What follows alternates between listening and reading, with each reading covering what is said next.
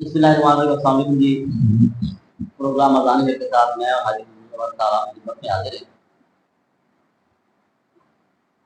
آج پاکستان میں اور دنیا بھر میں رہنے والے کشمیری یوم استقلال کشمیر منا رہے ہیں۔ ہم ہر سال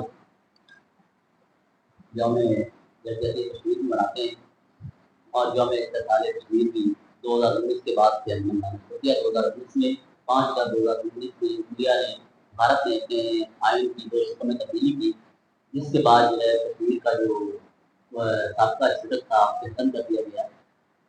لیکن سوال یہ پیدا ہوتا ہے کہ کشمیر جسے دنیا کی سب سے بڑی جیل قرار دیا گیا، فلسطین کے مظالم ہو رہے ہیں، کشمیر مسلمانوں کے مظالم ہو رہے ہیں، اور ہم ہر سال ریلیاں نکالتے ہیں، ان کے ساتھ یکجہتی کا اظہار بھی کرتے ہیں۔ لیکن سوال یہ ہے کہ یہ مسائل حل کیوں نہیں ہو پا رہا ہے؟ اس میں ہوا کہاں ہے؟ اس میں اسلامی والے کام کرے ہیں؟ فلسطین میں پچھلے دنوں ایک بہت بڑے لیڈر کو اسماعیل ہنیہ کو ایران میں قتل کر دیا گیا۔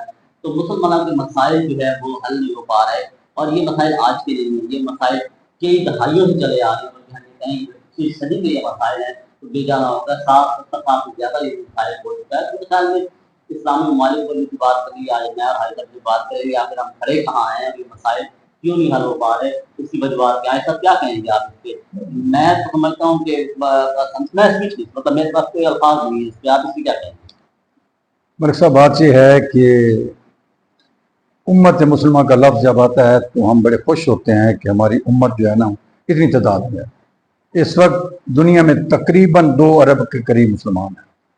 ہماری بدقسمتی یہ ہے کہ یونائٹی نہیں ہے، ہمیں تقسیم کیا گیا اور ہم اس پہ خوش ہیں، اور ہم پر ایسے حکمران مسلط کیے گئے ہیں۔ میں سمجھتا ہوں کہ جو معاذ اللہ میں کیا کہوں کہ مجھے تو مسلمان ہی نہیں۔ تو بات یہ ہے کہ سن 1947 14 اگست کو جب پاکستان مارد وجود میں آیا، تو اس وقت جو معاہدہ ہوا تھا اس میں فارمولہ طے کیا گیا تھا، تو یہ گرداسپور کا ضلع جو ہے وہ پاکستان کو ملنا تھا، لیکن سازش ہوئی اور پنڈت جواہر لال نہرو جو وزیر اعظم تھے بھارت کے، انہوں نے سازش کر کے وہ اس کا حصہ کاٹ دیا، جس کی وجہ سے کشمیر کو جو ہے ہم سے کاٹ دیا گیا۔ حالانکہ اس وقت یہ حیدرآباد، دکن، جوناگڑھ اور 1-2 اور ریاستیں وہ اور یہ کشمیر یہ پاکستان کا حصہ بنی تھی، لیکن انہیں راسپانہ قبضہ کر لیا، جو ابھی تک تاحال وہ جاری ہے۔ اب بات یہ ہے کہ اس وقت جب یہ سلسلہ ہو رہا تھا تو کچھ مجاہدین نے جا کے جہاد شروع کر دیا، تو انہوں نے تو کشمیر کے تقریباً 5000 مربع میل پر قبضہ کر لیا، جو اس وقت آزاد کشمیر کہلاتا ہے۔ باقی جو ہے 80,000 مربع میل ابھی تک بھارت کے قبضے میں ہے۔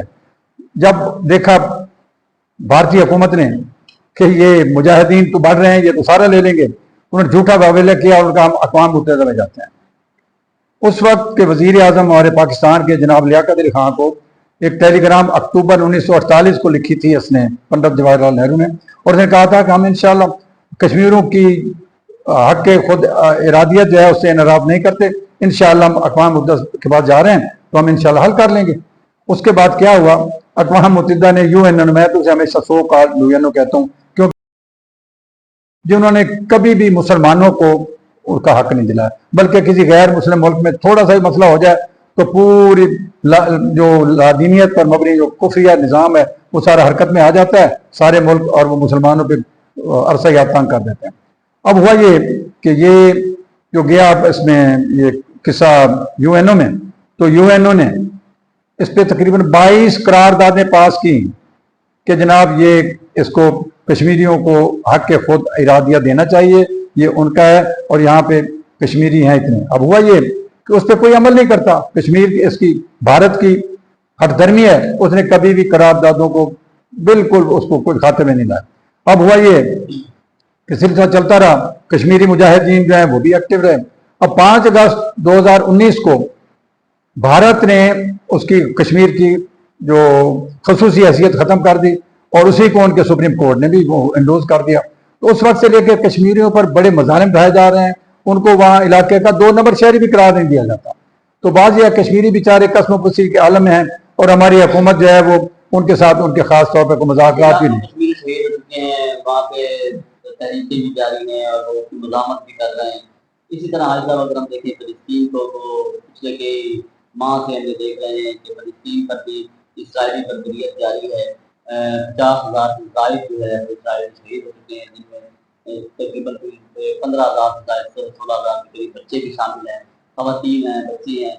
ہسپتالوں میں جو ہے حملے کیے جا رہے ہیں جو کہ ویسے انسانی یہ آدمی قوانین کی خلاف ورزی ہے، لیکن اس کے باوجود بھی وہ اسرائیل کی بربریت قائم ہے کیونکہ اس کو امریکہ کی کچھ پناہی حاصل ہے.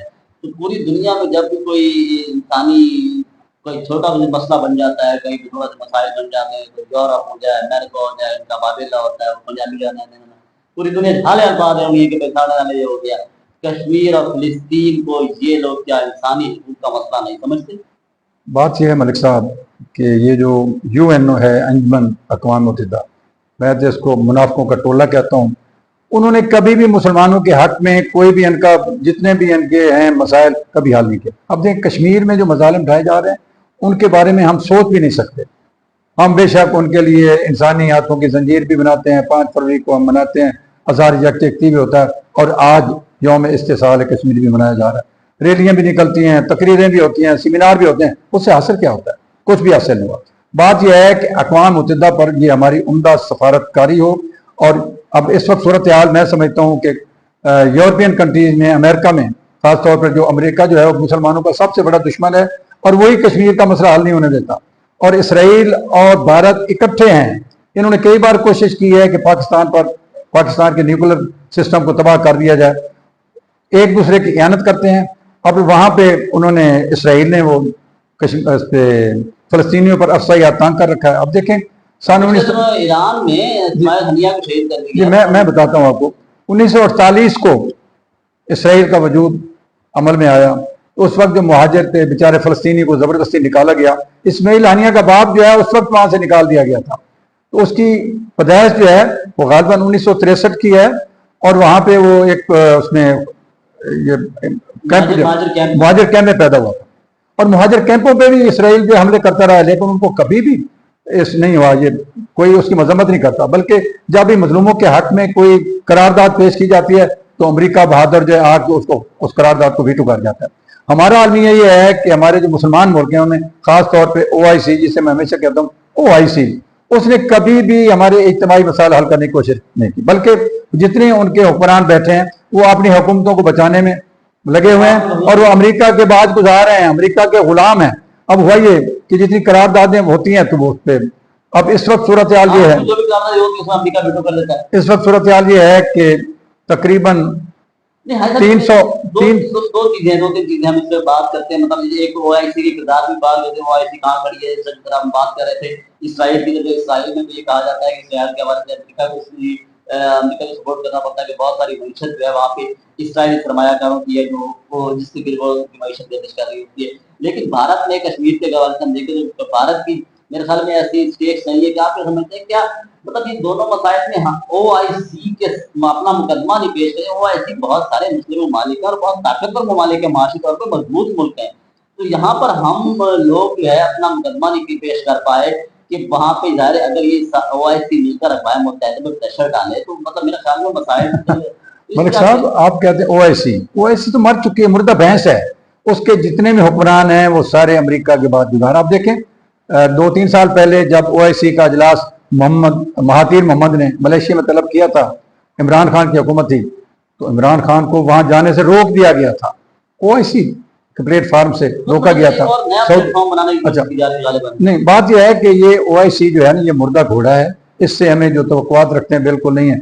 خاص طور پہ فلسطین کے بارے میں یا کشمیر کے بارے میں ان کا رول کبھی بھی جو ہے نا وہ مثالی نہیں رہا. اب دیکھیں فلسطین میں انہوں نے غزہ پہ قیامت ڈھا دی ہے، ان کی ساری عمارتیں تباہ ہو گئی. میں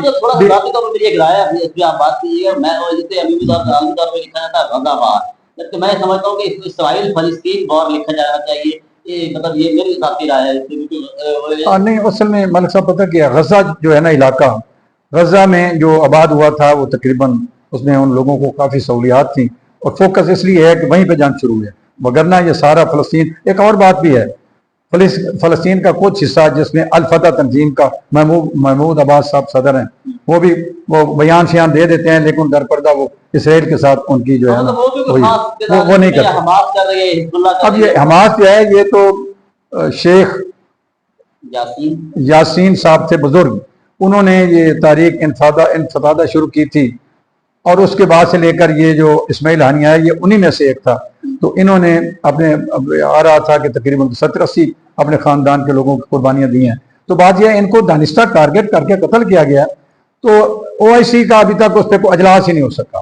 دوسرا یہ ہے کہ غزہ کی بات آپ نے کیا، آپ نے بتایا ہے کہ غزہ جو ہے یہ مغربی کنارے کے ساتھ ایک جگہ ہے جو پٹی ہے جہاں پہ یہ بیچارے اپنے گھروں سے نکال کے وہاں پہ انہوں نے آباد کیا۔ تو اس کو مکمل طور پر اصل میں ان کا گریٹر اسرائیل کا منصوبہ ہے، وہ کہتے ہیں کہ یہ غزہ سے سارے نکل جائیں، اور اس کا ظلم یہ ہے کہ رفح بارڈر کراسنگ جو ہے اس کے ساتھ مصر ہے، تو مصر والے بھی ان کے ساتھ ملے ہوئے ہیں، مصری حکومت جو ہے وہ ان کے ساتھ، ان کے مصر نے تو تسلیم کیا ہوا ہے اسرائیل کو، ان کے ساتھ تعلقات ہیں، وہ در پردہ کہتے ہیں ٹھیک ہماری جو امداد ہم بھیجتے ہیں وہ بھی فلسطینیوں تک نہیں پہنچی، وہی تقسیم کرتے ہیں، اسرائیلی وہاں جا کے تقسیم کرتے ہیں۔ اور ایک اور بات انہوں نے، میں کل دیکھ رہا تھا فگر، کوئی 600-700 کے قریب پیرامیڈیکل سٹاف جن میں ڈاکٹر نرسیں عملہ ان کو شہید کیا ہے، اور 300 کے قریب صحافی انہوں نے شہید کیے ہیں، اور پتہ نہیں سینکڑوں کی تعداد میں UNO کے جو تھے وہاں پہ ملازمین ان کو، لیکن سمجھ میں نہیں آتا کہ یہاں پہ سلامتی کونسل کیا کر رہی ہے۔ OIC پہ تو ہمیں جو ہے نا گلہ ہی نہیں، اس لیے وہ مردہ گھوڑا ہے۔ اب وہ جو ہے UNO، اب دیکھیں UNO تو یرغمال بنائی امریکہ نے، اب سننے میں آ رہا ہے کہ امریکہ نے اپنا بحری بیڑا بھیج دیا ہے، وہ جی اسرائیل کی حفاظت کریں گے۔ اور اسرائیل کے میں بیان سن رہا تھا، ان کا جو ایک وزیر پتہ نہیں ایک وزیر ہے، اس نے یہ کہا جی یہ تو یہ جو حماس والے جب تک ان کو ہم ختم نہیں کرتے اس وقت تک یہاں امن قائم نہیں ہو، یعنی ان کا منصوبہ تو یہ ہے کہ بالکل وہ زمین خالی ملیا میں، اور وہ کر رہے ہیں 50-60 ہزار بندے جو ہیں، اور لاکھ کے قریب زخمی ہیں، عورتیں بچے بیچارے قسم، اور امت مسلمان جن کو ہم کہتے ہیں یہ بیٹھے ہیں سارے دیکھ رہے ہیں۔ میں نے آپ کو پہلے بھی بتایا ہے کہ اسماعیل ہانیہ صاحب نے یہاں کانفرنس ہوئی تھی کنونشن سینٹر میں، تو اس نے صرف یہ کہا تھا کہ جناب وزیر اعظم صاحب پاکستان میں شہباز شریف صاحب نے ریکویسٹ کی تھی مقتدرہ سے کہ جناب ایک دھمکی لگا دیں تو اسرائیل باز آ جائے گا، لیکن ہم دھمکی کیا، ہم نے تو ان کے حق میں صرف بیان بازی وہ اتنی کرتے رہے جب تک یہ پاکستانی لوگ جو ہیں ان کے ساتھ قومی اسمبلی میں بھی اس سے بات کی، اور پلیٹ فارم پہ، لیکن مضبوط رد عمل جو ہے نا وہ میرے خیال میں نہیں آ پایا۔ تو بات یہ ہے کہ یہاں تو ملک صاحب یہ ہوتا رہا کہ اسلام آباد میں میچ تھا، اس میں کسی نے شرٹ پہنی ہوئی تھی فلسطین کے حق میں، تو وہ اس کو نکال دیا گیا تھا، اور یہ جماعت اسلامی کا دھرنا تھا فلسطینیوں کے حق میں، وہاں پہ ان کے اوپر گاڑی چڑھا دی گئی، 2 بندے مار دیے تھے۔ تو بات یہ ہے کہ ہماری حکومت جو ہے یہ تو جو امریکہ بہادر کہے گا وہی کریں گے، فلسطینیوں کے حق میں جو ہے نا عالمی مسائل بھی ہوتے ہیں، عالمی سفارتکاری کے مسائل بھی ہوتے ہیں، لیکن اصل مسئلہ یہ ہے کہ کشمیر ہو یا فلسطین ہو، اس سے مسلم ممالک کو یکجا بھی ہونا پڑے گا، اور مظالم کے لیے آواز بھی اٹھانی پڑے گی۔ یقیناً اس کے لیے OIC ایک بہترین پلیٹ فارم ہے، لیکن اگرچہ ہماری امیدیں ہیں ضرور اس کے لیے کہ پاکستان اور کشمیر کا مسئلہ بھی بہتر انداز میں پیش کرنے کی ضرورت ہے۔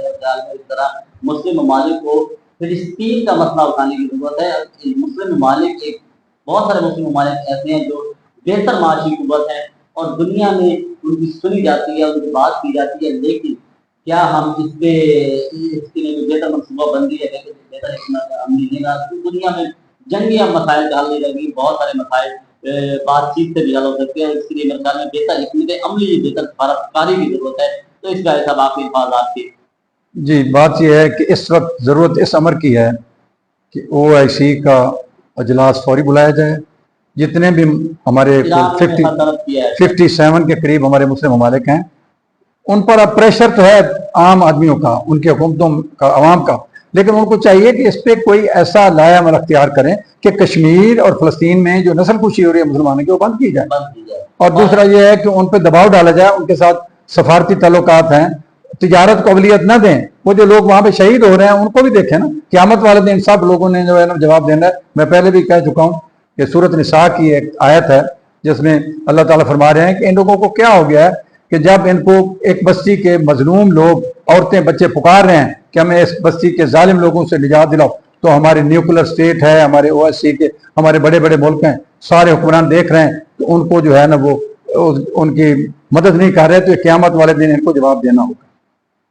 اللہ تعالیٰ ہم پر اور دنیا کے تمام فلسطین اور کشمیر کے مسلمانوں پر اپنا رحم فرمائے، اور ہمارے حکمرانوں کو یہ حوصلہ اور ہمت عطا فرمائے کہ وہ اس کے بہتر حکمت عملی اپنا سکیں۔ کوئی شک نہیں، دنیا بھر میں جو بھی انسانی حقوق کی خلاف ورزیاں ہو رہی ہیں، اس میں کشمیر اور فلسطین یہ سب سے زیادہ انسانی حقوق کی خلاف ورزیاں کی جاتی ہیں۔